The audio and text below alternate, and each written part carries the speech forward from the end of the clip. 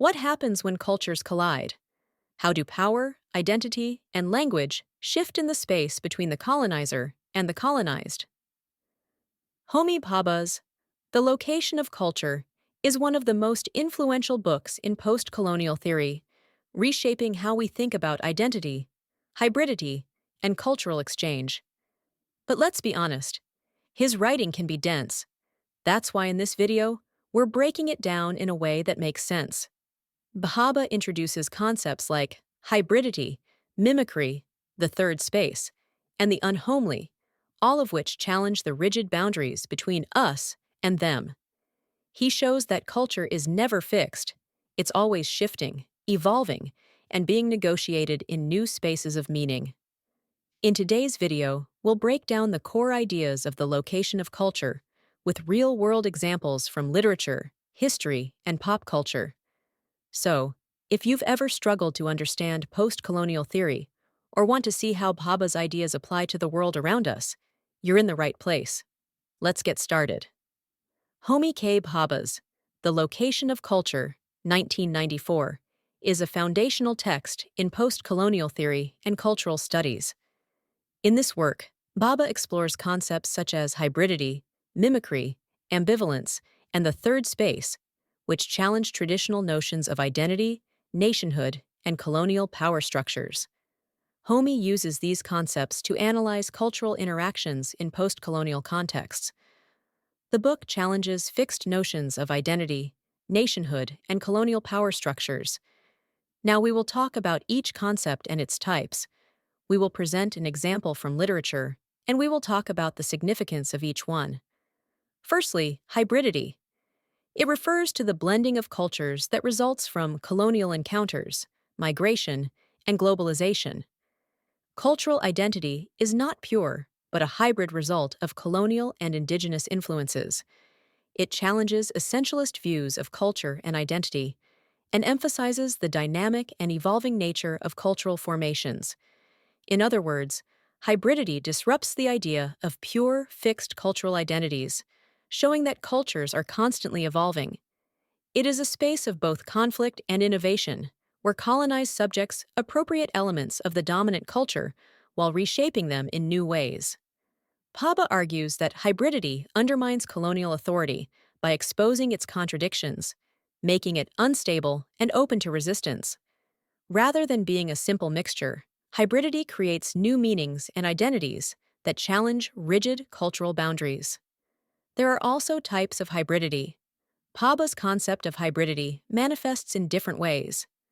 Linguistic hybridity, a fusion of colonial and indigenous languages, often leading to Creole languages, code switching, or new dialects.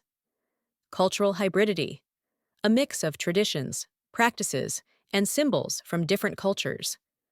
Political hybridity, the merging of colonial governance structures with local political traditions.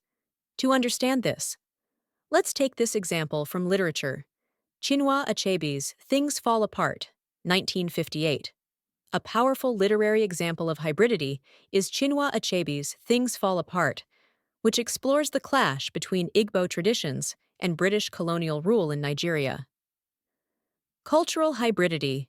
The protagonist, Okonkwo, represents traditional Igbo society, but his son, Nwoye, begins to adopt Christian beliefs introduced by British missionaries. This creates a hybrid identity that straddles both cultures. Linguistic hybridity. Achebe incorporates Igbo proverbs, phrases, and folklore into English, creating a distinct hybrid narrative style. This reflects the way colonial subjects negotiate between their native language and the imposed language of the colonizer. Religious hybridity. As Christianity spreads, many Igbo people mix aspects of their traditional beliefs with Christian teachings, creating a hybridized spiritual identity. Achebe's novel demonstrates how colonialism produces hybrid identities, leading to tension between those who cling to tradition and those who adapt to change. The novel also exemplifies Bhabha's argument that hybridity both disrupts and reshapes cultural structures. The significance of hybridity. It undermines colonial dominance by showing that cultures cannot remain pure or separate. It creates new, fluid identities that challenge rigid binaries, e.g., colonizer, colonized, tradition, modernity. It is essential to understand post-colonial societies, where historical encounters and cultural exchange shape identity. Secondly, mimicry. Colonial subjects imitate the colonizer's language, behavior, and customs. This imitation is always almost the same, but not quite, leading to a gap in colonial authority. It creates a form of resistance by exposing the contradictions of colonial power. In other words, mimicry is a key concept in post-colonial theory. It refers to the way colonized subjects imitate the language, dress, behavior, and cultural practices of the colonizers. It is a double-edged phenomenon. It is a strategy of colonial control, as the colonizer encourages the native to adopt Western customs. It is also a form of resistance, as imperfect imitation exposes the artificiality of colonial authority. Mimicry creates ambivalence, where the colonized subject is caught between admiration and resentment toward the colonizer. By showing that colonial authority depends on an unstable, imperfect imitation, Bhabha argues that mimicry actually undermines the power of the colonizer rather than reinforcing it. To recap, the key features of mimicry: almost the same, but not quite. The colonized subject never fully becomes like the colonizer, creating a sense of difference. Mockery and subversion. Mimicry can subtly ridicule colonial power by exaggerating or distorting its ideals. Unstable identity. The colonized subject is left in an in-between state, neither fully native nor fully colonial. Let's put this into practice by taking the example from Jean Rhys's Wide Sargasso Sea, 1966. A well-known example of mimicry in literature is Jean Rhys's Wide Sargasso Sea, a prequel to Jane Eyre that tells the story of Bertha Mason, the madwoman in the attic. Mimicry of English culture. Antoinette Causeway, Bertha Mason, is a Creole woman of European descent living in the Caribbean. She is expected to adopt English customs and marry an Englishman, Mr. Rochester. However, she never fully fits into either English or Caribbean culture. Unstable colonial identity. Though raised with European values, Antoinette is still considered other by both the British and the Afro-Caribbean community. Her mimicry of English identity fails, leaving her alienated. Resistance through madness. Rochester renames her Bertha and forces her into an English identity, but her eventual descent into madness can be seen as a form of resistance against forced mimicry. Through Antoinette's tragic story, Rhys illustrates Bhabha's idea that mimicry is an unstable process that does not fully empower the colonized subject, but instead reveals the cracks in colonial authority. The significance of mimicry.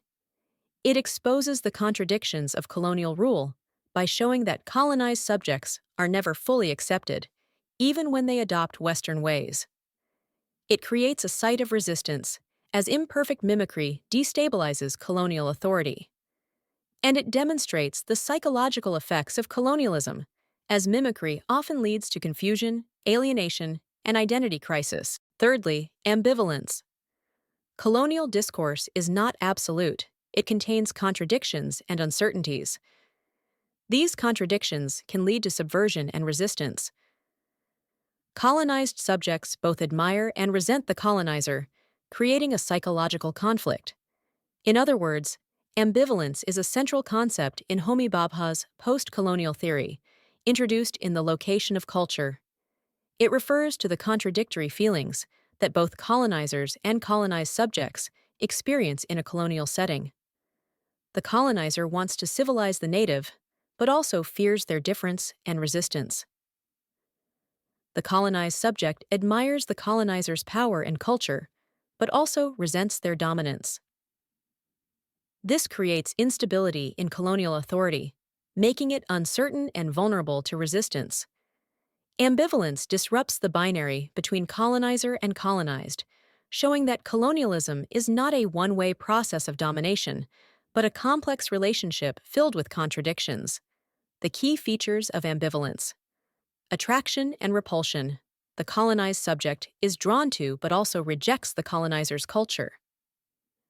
Instability of power.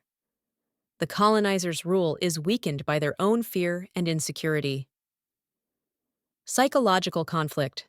Both the colonizer and colonized experience identity crises due to their conflicting emotions. Let's delve into an example from literature. E. M. Forster's A Passage to India, 1924. A famous literary example of ambivalence is E. M. Forster's A Passage to India, which explores the tensions between British colonizers and Indians during the British Raj. Colonizers' ambivalence.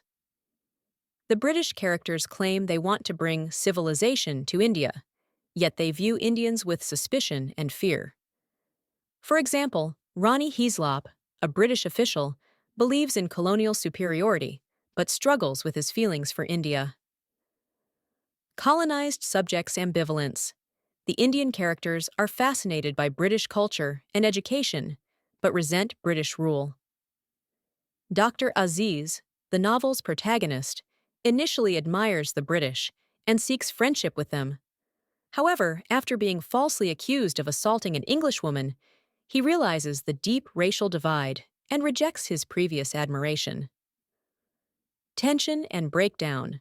The novel highlights how colonial relationships are filled with distrust, misunderstanding, and internal conflict, making genuine connection impossible. Forster's novel demonstrates Bhabha's argument that colonial relationships are never stable. They are filled with contradictions that ultimately undermine colonial rule. The significance of ambivalence. Weakens colonial authority by showing that colonizers are not as powerful or certain as they claim to be.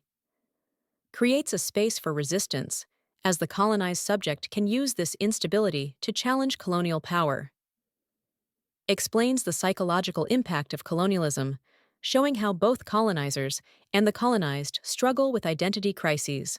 Fourthly, the concept of the third space, an in-between space where cultural meanings are negotiated. Disrupts binary oppositions such as colonizer, colonized, or self-other. Allows for the creation of new identities and hybrid cultures. The third space is a key concept in Homi Bhabha's post-colonial theory, introduced in The Location of Culture. It refers to the in-between space where different cultures meet, interact, and create new meanings. It disrupts binary oppositions such as colonizer, colonized, self, other, and native, foreigner. It is a site of negotiation where individuals form hybrid identities rather than belonging to a single fixed culture. The third space is fluid and dynamic, allowing for cultural translation, adaptation, and resistance. Bhabha argues that culture is not static, but is constantly created in this third space, where identities are shaped by multiple influences. The key features of the third space: cultural hybridity, the blending of traditions, languages, and values from different cultural backgrounds. Disrupting fixed identities. Identities are no longer purely American or Haitian, for example, but something new and evolving. Negotiation and adaptation. Individuals must navigate between cultures, forming unique identities in the process. Let's get to understand it more by examining this novel. American Street by E.B. Zoboy, 2017. A powerful literary example of the third space is Fabiola's Journey in American Street, a novel about a Haitian immigrant adapting to life in the United States. Fabiola as a third space character. She arrives in Detroit from Haiti, but struggles to fully integrate into American culture. She is caught between her Haitian identity, shaped by voodoo and traditional values, and her new American identity, influenced by her street-smart cousins and the harsh realities of Detroit. Her experience is neither fully Haitian nor fully American. It exists in a hybrid third space where she must navigate both cultures. Cultural hybridity. Fabiola maintains her belief in Haitian voodoo, using it to interpret her life and make decisions. However, she also adapts to American customs, learning how to survive in her new environment.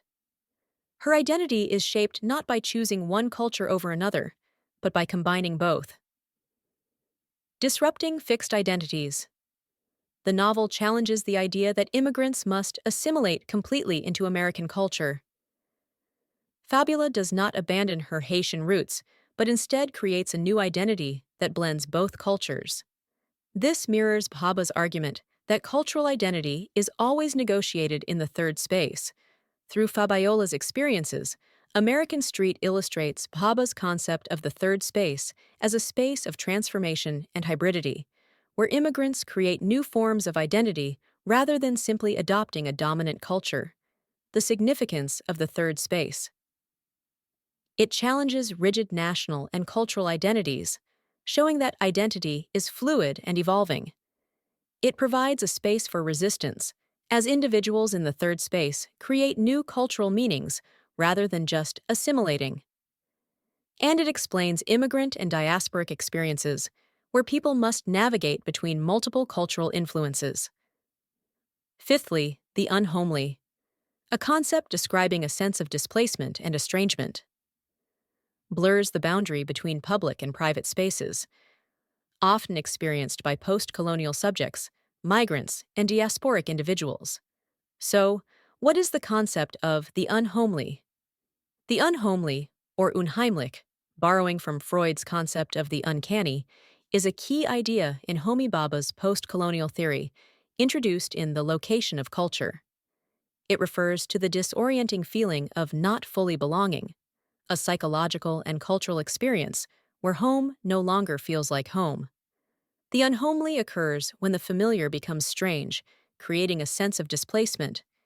It is often experienced by migrants, refugees, and post-colonial subjects who exist between two worlds. The unhomely blurs the line between private and political, as personal identity is shaped by historical and political forces.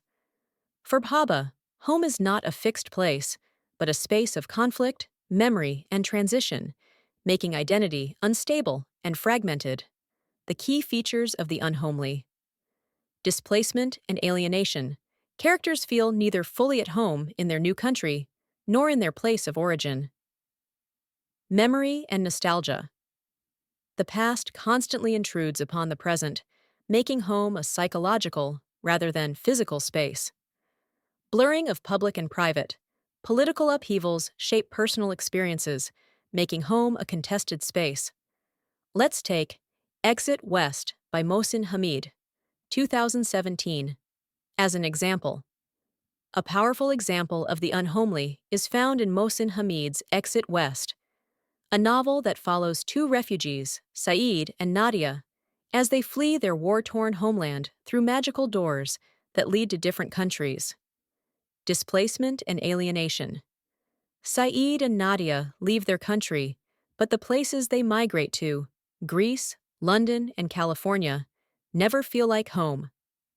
They are caught in a liminal space, belonging neither to their homeland nor fully integrating into their new environments. Even in safety, they experience unhomeliness as the past continues to haunt them. Memory and nostalgia. Saeed, in particular, longs for home and struggles to adapt, finding solace in rituals and prayers that connect him to his roots.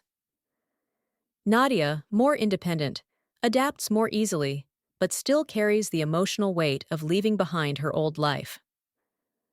Their relationship fractures under the strain of migration, showing how the unhomely impacts personal connections. Blurring of public and private. The novel highlights how political conflict seeps into personal lives, turning once familiar homes into unsafe, unrecognizable spaces. The magic doors symbolize the instability of home, as characters are forced to move through uncertain, shifting landscapes. Through Exit West, Hamid illustrates Bhabha's concept of the unhomely, showing how migration creates a permanent state of in-betweenness, where home is no longer a stable or comforting place. The significance and impact of this concept. It influenced post-colonial literary studies, cultural criticism, and discussions on globalization and migration. It provides a critical framework for analyzing literature, identity politics, and the effects of colonialism.